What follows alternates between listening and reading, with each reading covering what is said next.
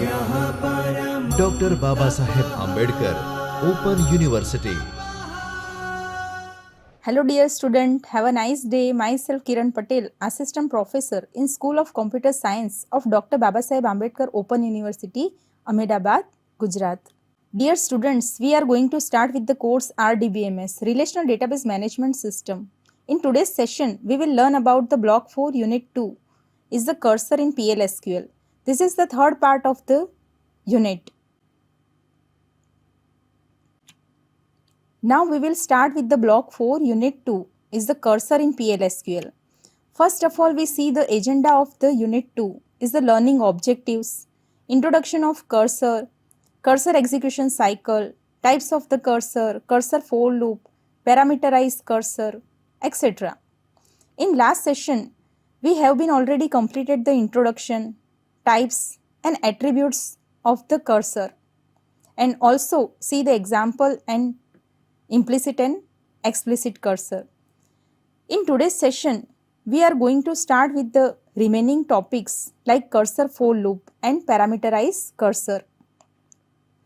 After completed this unit, students will be able to understand the cursor in PLSQL, how to define, declare, initialize and access the data from the table using the cursor in PLSQL. Now, first of all, we see how to declare a variable to store the column data. Before starting the cursor for loop, we understand the declaration of the variable using %type and %row type. See, here the employee table is described. In this, all the columns have declared with its data types and size. And we also view the table with the data. If we store the column data into the variable, then data type and size of the column should be same. In the example, we declared the three variables like N1 is a simple variable of the number data types. See here, N1 number and in the bracket 2, same as the employee number data types and 2. If we store the column data into the particular variable, then we must define the data types of the column must be same as the data types as a variable. Variable data types and size should be same as the data type of the column because the column data stored into the variable. That's why. So, it is used to store the numeric value. N1 is stored the numeric value. It is also stored the value of the column enum from the employee table because N1 should be declared with the same data types and size of the employee number from the employee table.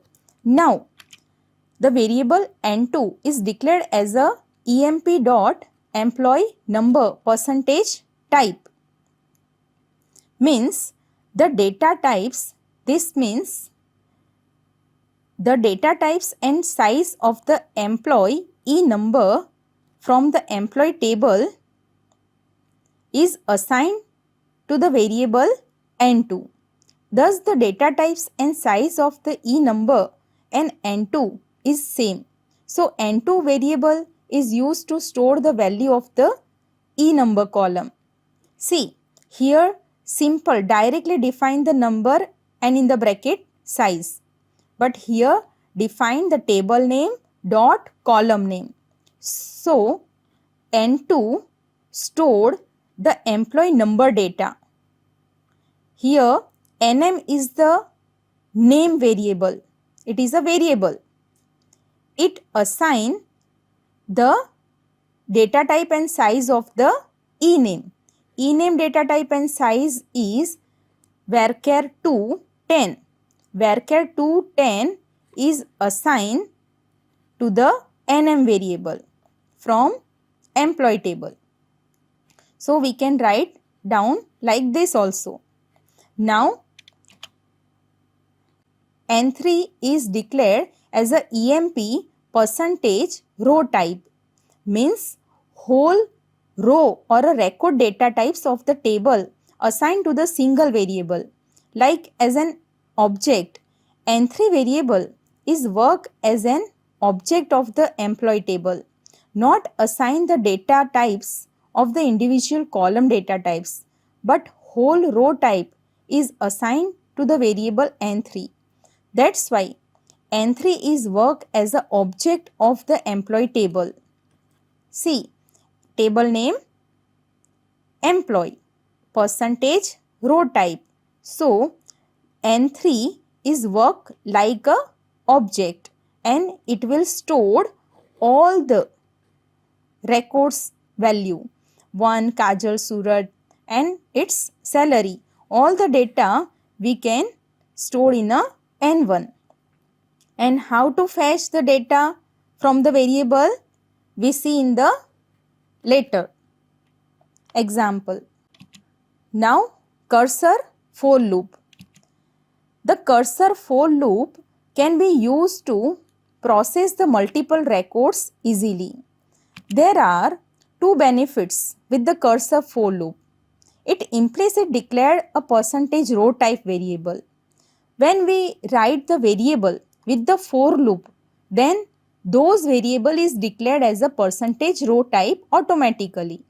Means we need not explicitly to declare any variable as a percentage row type. The cursor for loop itself open the cursor, fetch the records from the cursor and then close the cursor automatically. To process the cursor, we can use the cursor for loop to automate the following steps like opening the cursor, fetching the row from the cursor, terminating the loop when all the rows in the cursor are fetched, and closing the cursor. So, open, fetch and close statement are not necessary to define in a PLSQL block when we use the cursor for loop. So, if we use the cursor for loop, then it becomes easy because open, fetch and close cursor we cannot write in the program. See in the example. First of all, we see in the syntax of the cursor for loop. For, then row type underscore variable. Here, see, it is the variable name which is automatically declared as a percentage row type in cursor name, then loop and then statement and then end loop. This loop is executed until all the records will be fetched from the cursor.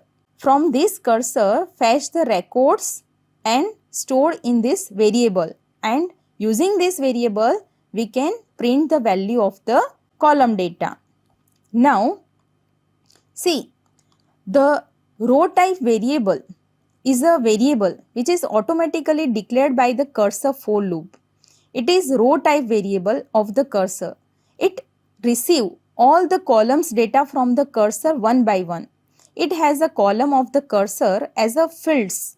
These fields can be accessed using the row type variable dot fields name. See, in the example, cursor C1 is created with all the records of the employee table. Now, first of all, declared, then cursor C1 is select employee number, name, city, salary from the employee. This SQL statement is executed and after this result set is stored in a C1. Now in a begin section, for loop is defined in which the rec variable is used, which is automatically declared as a row type variable. Thus the whole record value in a cursor is stored in a rec variable. The rec variable receives the data from the cursor and display it using the rec variable name dot column name. Means one by one employee number, employee name, city and salary value fetch from the C1 into the rect variable. See, here the rec variable, the data, all these data, columns data are stored in a C1 and we fetch the one by one employee number, name, city is fetched from the C1 into rec variable, and after that it will display using DBMS underscore output dot put underscore line in the bracket rec dot e number. How to fetch the data? Rec dot e number. Using for loop, we cannot define this variable. It is automatically defined percentage row type. So, we can directly use rec dot employee number, then rec dot employee name. This double line and single quotation is used for connecting this data. Rec dot employee number, then rec dot city, the variable name, then dot column name. The cursor for loop executed until it will display all the records from the employee table. Here we see using the cursor for loop, we have not write open, fetch and close the cursor statement. In this example, cursor for loop does it automatically. See, not using the open, close statement in this example. Now, using same example, implicit for cursor loop. Same as the above example can be rewritten the PLSQL block using the implicit cursor for loop. See, same example, for then rec in the bracket select employee number, name, city, salary from the employee. This statement is executed and all the data directly stored in the variable, not using the cursor, because it will implicitly create the cursor and then directly use the data. How to display? This line will display the data rec dot employee number, rec dot ename. Okay, so it will display all the records from the employee table without using explicit cursor C1. Here also in a for loop variable, rec automatically created by the percentage row type variable. Thus, whole the records value is stored in a rec variable. Means employee number, name, city, salary value fetch from the employee table into the rec variable and display directly using this. Now, parameterize cursor. Parameterized cursor passes the parameter into the cursor and uses them in a query. PLSQL parameterized cursor define only the data types of the parameter and does not require to define its length. The cursor for loop automatically opens the cursor to which it refers. So our program does not require opening the cursor inside the loop. See, in the syntax, the cursor, then cursor name in the bracket parameter list is select and then select statement. Here cursor name with round bracket parameter list. Now see, we can easily understand using the example. In this example, create the cursor C2 using the parameterize cursor. The parameter n as a number data types. Thus, select statement with the cursor use where the condition e number is equal to n. Cursor C1 in the bracket n is a variable parameter. This parameter data type is a number and is select star from employee where employee number is equal to n. N is a parameterized variable which is passed by the cursor when the cursor is open. Now here begin if C2 percentage is open, it will check the C2 cursor is open or not. If it will open already, then close it. after that open the C2 and in the bracket we will pass the parameter as a 5. 5 is passed in a n and 5 is passed as a this n. So number 5 is match with this employee number and fetch the records and store in a C2.